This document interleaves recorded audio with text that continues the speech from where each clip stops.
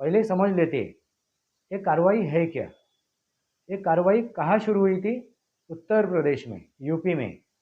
और वो कार्रवाई किसने शुरू की थी? बुलडोज़र चलाने की।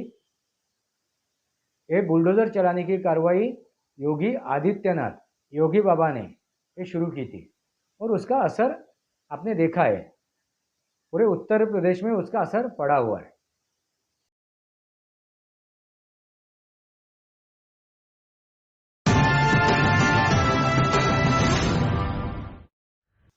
नमस्कार दोस्तों, वास्तवावर बोलू काहीतरी इस श्रृंखला में फिर एक बार आपका स्वागत।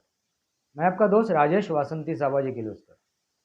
दोस्तों, अभी गुनहगार जो गुनाह करके बेबाक घूमते हैं, बिंदास घूमते हैं, ऐसे गुनहगारों को अभी क्या हुआ है?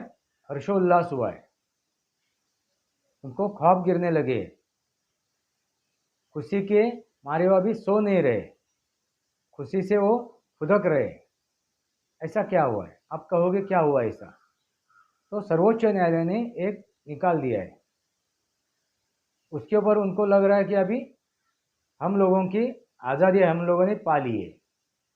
दोस्तों, ये आज़ादी चंद समय के लिए, जब तक आपके ऊपर कार्रवाई नहीं होती है तब तक वो आज़ादी है। मैं सब क्या कह रहा हूँ, इसके पीछे क्या राज है? दोस्तों,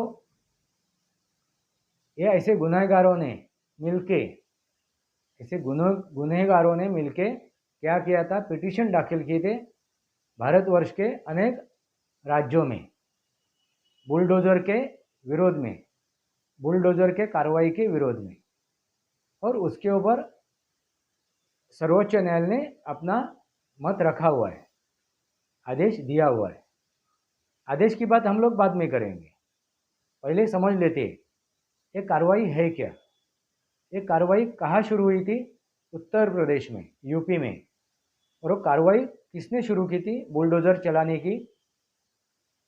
ये बुलडोज़र चलाने की कार्रवाई योगी आदित्यनाथ, योगी बाबा ने ये शुरू की थी। और उसका असर आपने देखा है, पूरे उत्तर प्रदेश में उसका असर पड़ा हुआ है।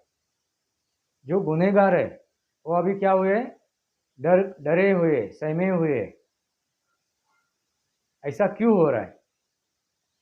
उनके ऊपर भी कार्रवाई हो रही है, जो गुनाह कर रहा है उसके ऊपर भी कार्रवाई हो रही है। और उसके साथ उनके मकान, दुकान, घर, उनके बंगले, जो भी जायदाद है उनके ऊपर भी कार्रवाई हो रही है, वो भी तोड़े जा रहे हैं। और किस हथियार से तोड़े जा रहे हैं? वो है बुलडोज़र, बुलडोज़र का पंजा। वो भी बुलडोज़र का पंजा ये गुनहगारों के ख्वाब में आने लगा था। ये बुलडोज़र का जो पीला पंजा है वो एक गुनहगारों के ख्वाब में आने लगा था कि ऐसा कुछ गुनाह नहीं हो मेरे हाथ से। और वो पीला पंजा अपने ऊपर झपटने ले, कार्रवाई करने ले। उससे इस वजह से क्या होता है? ये जो गुनहगार है, यूपी के गुनहगार, वो बौखला गए थे, डर गए थे, सहमे गए थे। अभी यही ट्रेड बाकी के राज्यों में भी शुरू हुआ था। राजस्थान में शुरू हुआ, अपना और देशों में और राज्यों में भी शुरू हुआ था। मध्य प्रदेश में भी शुरू हुआ और राज्यों में भी वो शुरू हुआ था। उत्तराखंड में भी वो शुरू हुआ। उससे क्या हुआ? हर एक राज्य के जहाँ जहाँ पे कार्रवाई शुरू हुई, जहाँ जहाँ पे ये कार्रवाई शुरू हुई, किसकी? ये बुलडोज़र की, ये पीले हाथ की। वहाँ के गुनहगार अभी सहमे हुए थे, डरे हुए थे, इसलिए उन्होंने ये पिटीशन दाखिल की थी अनेकों राज्यों में। दोस्तों, इसके पीछे क्या रणनीति है योगी आदित्यनाथ की?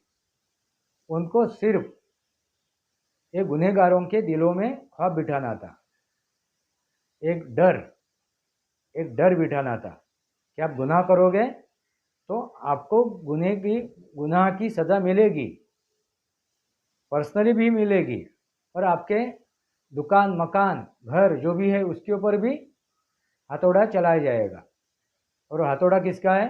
वो पीले पंजे का। बुलडोज़र का, और वो मकान दुकान जो भी है वो गिराया जाएगा। अभी एक गैर कानूनी है तो उसके ऊपर रोक लग सकती है, गैर कानूनी है तो उसके ऊपर रोक लग सकती है। इसलिए सर्वोच्च न्यायालय ने, सुप्रीम कोर्ट ने जो इसके ऊपर ये दिया है, निकाल दिया हुआ है, उसके ऊपर उन्होंने क्या कहा है कि आप गैर कानूनी ये कार्रवाई नहीं कर सकते हो। गैर कानूनी, ध्यान में लीजिए, गैर कानूनी आप कार्रवाई नहीं कर सकते हो।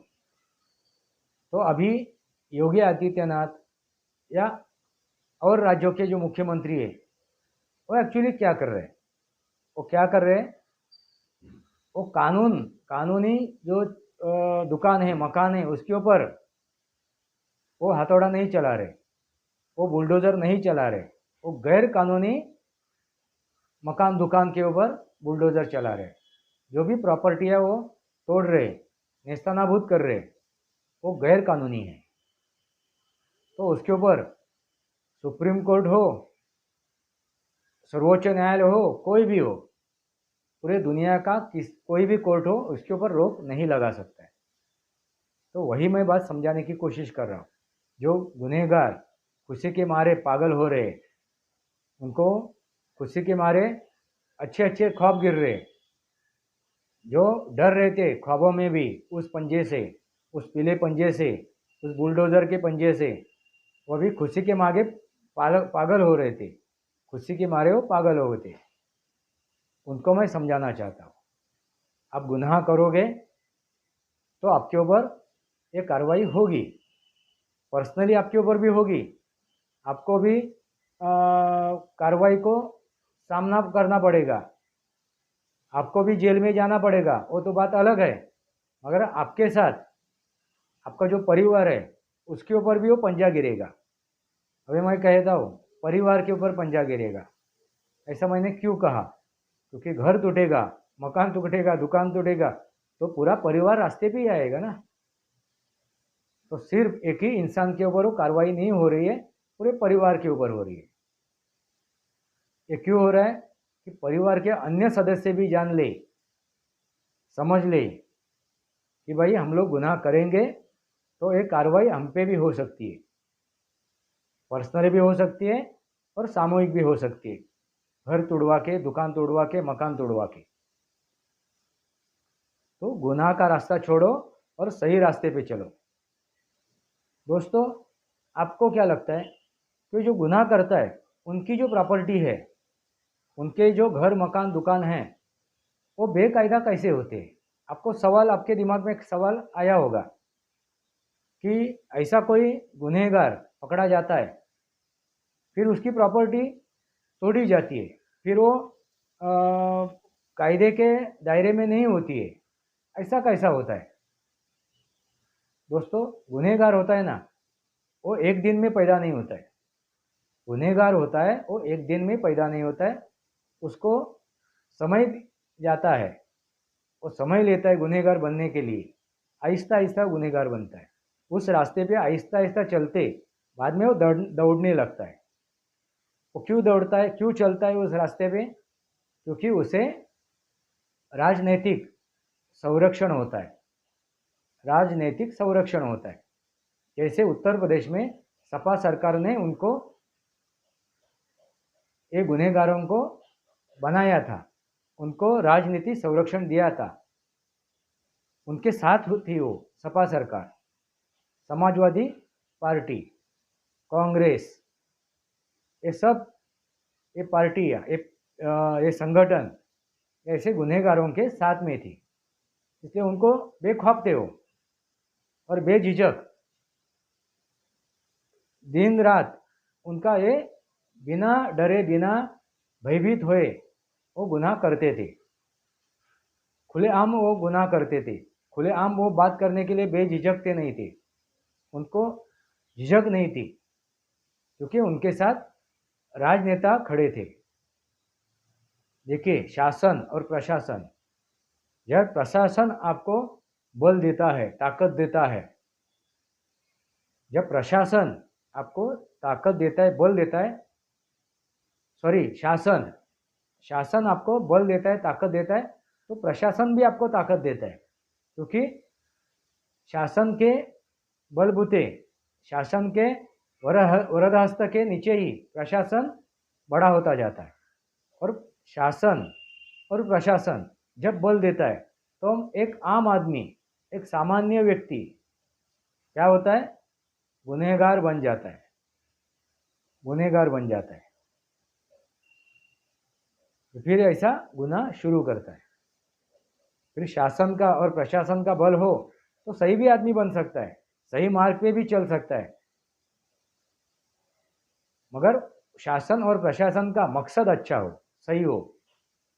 जैसा अभी मोदी सरकार का स्टार्टअप इंडिया, स्किल इंडिया, ऐसे जो उन्होंने बल दिए हुए सामान्य व्यक्ति के लिए, उससे क्या होगा, वो सही मार्ग पे चलेगा, अपना कारोबार करेगा, व्यवसाय करेगा। मगर दूसरी तरफ गुनाह करने के लिए, चोरी उचक्की करने के लिए, लूटपाट करके खाने के लिए जो उकसाते हैं, वो खुद भी खाते हैं, तू भी खा, मैं भी खाऊंगा, हम सब मिल बांट के खाएंगे। कौन खाएंगे? शासन भी खाएगा, यानी शासक, जो उस राज्य का या देश का शासक हो, वो शासक भी खाएगा, और उसके नीचे जो काम करने वाले प्रशासक, वो भी खाएंगे, फिर जनता भी वही करेगी, फिर ये गुनहगारी बढ़ जाती है। तो शासक का इरादा क्या है, शासक का इरादा क्या है, उसके ऊपर वो तय होता है, गुनहगार बनेगा या उद्योगी बनेगा, व्यावसायिक बनेगा। दोस्तों आपको समझ में आया होगा। तो दोस्तों एक बात मैं कहना चाहता हूँ, जो गुनहगार है, ये गुनाह से लिप्त है, ऐसे लोगों को मैं कहना चाहता हूँ, समझाना चाहता हूँ कि अभी आप अपने मार्ग बदलिए, वरना ये बाबा का बुलडोजर रुकेगा नहीं, वो पीला हाथ रुकेगा नहीं, वो रुकेगा नहीं।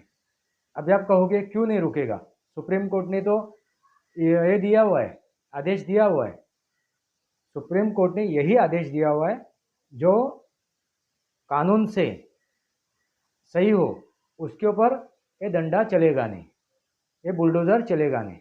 मगर जो कानून से गलत है, बेकायदा है, उसके ऊपर डंडा चलेगा, उसके ऊपर रोकथाम नहीं है, उसके ऊपर रोक ठोक नहीं है। तो दोस्तों जो गुनहगार है वो आहिस्ता आहिस्ता गुनहगार बनता है, फिर वो बेखौफ हो जाता है, छोटी मोटी चोरी से वो बड़ी लूटमार शुरू करता है, फिर वो ज़मीन हड़पने शुरू करता है, फिर उस ज़मीन के ऊपर वो मकान दुकान बांधना शुरू करता है, वो भी बिना परमिशन, बेकायदा। फिर आपको क्या मिलेगा, गुनहगार के झोली में वही रहेगा ना, गुनहगार के झोली में वही रहेगा, साधु के झोली में क्या रहेगा और गुनहगार के झोली में क्या रहेगा, समझ जाइए। जो सच्चा साधु है, सच्चा आदमी है, उसके झोली में क्या रहेगा और गुनहगार के झोली में क्या रहेगा। गुनहगार के झोली में एक ही चीज़ रहेगी, वो सब बेकायदा होगी, कानून तोड़ के की हुई, कानून को पैर के नीचे रोंद के किया होगा, फिर वो घरदार हो, जमीन जुमला हो या कुछ भी हो। इसलिए जो भी गुनहगार पकड़ा जाता है, उसके ऊपर कार्रवाई होती है, तो उसके बाद उसके घर दुकान मकान के ऊपर भी कार्रवाई होती है, क्योंकि वो भी बेकायदा होता है, वो भी कायदे के कानून के हद में नहीं होता है, तब वो तोड़ा जाता है। दोस्तों और एक बात, आप एक कहोगे मेरी ज़मीन है, मेरी प्रॉपर्टी है, मेरे प्रॉपर्टी के ऊपर एक घर मैंने इमला बनाया है, घर बनाया हुआ है, बंगला बनाया हुआ है, महल बनाया हुआ है, तो इसके ऊपर कार्रवाई कैसी हुई।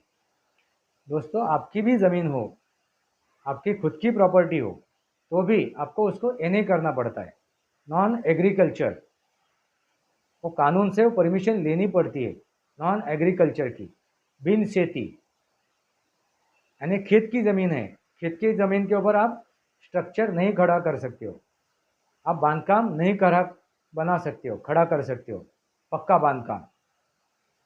झुग्गी झोपड़ी आप बना सकते हो घास फूस की, मगर पक्का बांधकाम आप नहीं कर सकते हो।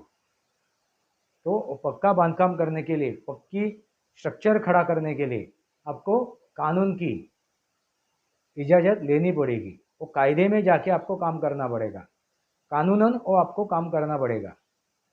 बाद में उसको भी हथौड़ा गिरेगा तो आप उसको रोक नहीं सकते हो, क्योंकि वो भी गैर कानूनी है।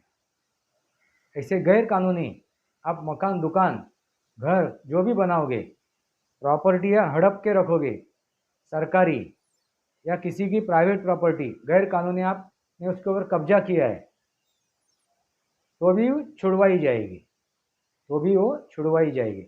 वैसे ही अकबर नगर की, जो अकबर नगर का एक पूरा एरिया खाली किया था, उसके ऊपर पूरा बुलडोज़र घुमा चलाया था। वहाँ की झुग्गी झोपड़ी तोड़ी गई थी, क्योंकि वो क्या थी, बेकायदा थी। वहाँ पे कायदे से वो झुग्गी झोपड़ी नहीं खड़ी थी, गैर कानूनी थी वो गैर कानूनी थी। दोस्तों समझ जाइए, गैर कानूनी क्या है और कानूनी क्या है।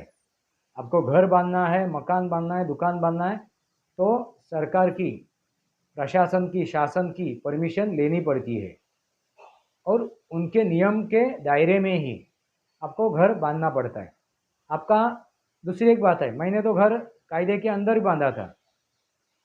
आपको कायदे के अंदर एक मंजिले का ही, एक माले का ही घर बनाने की इजाज़त थी, मगर आपने दो माले का घर बनाया है, तो दूसरा जो माला होगा वो गैर कानूनी होगा, तो तोड़ा ही जाएगा। आपके कानून के अंदर जितना भी आपको कहा गया है, उसके बाहर आप जाओगे तो गैर कानूनी ही होगा। आपने बालकनी निकाल दी, गैर कानूनी बालकनी निकाल दी, तो गैर कानूनी बालकनी भी तोड़ी जाएगी। भले आपका बाकी का मकान कानूनी है, कानून के दायरे में है, मगर जो गैर कानूनी आपने उस मकान के आजू बाजू में कंस्ट्रक्शन बढ़ाया हुआ है, वो तोड़ा ही जाएगा।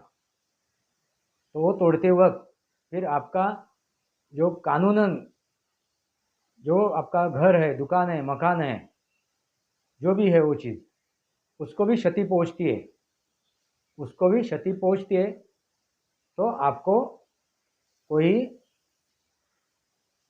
राहत देगा नहीं, कि कोई भी दुनिया का कोई भी कोर्ट आपको राहत देगा नहीं। क्यों नहीं दे सकता है? क्योंकि ये जब कार्रवाई होती है, बुलडोज़र की हो या हथौड़े की हो, जब प्रशासन ये कार्रवाई करती है, उसके पहले कुछ दिनों के लिए आपको एक लेटर भेजा जाता है कि आपका ये गैर कानूनी आपने बांधा हुआ घर हो या गैर कानूनी आपने बढ़ाई हुई जगह हो, उसको आप अपने हाथों से तोड़िए। ऐसा आपको एक लेटर आता है, एक पत्र आता है, एक प्यार मोहब्बत का एक पत्र आता है।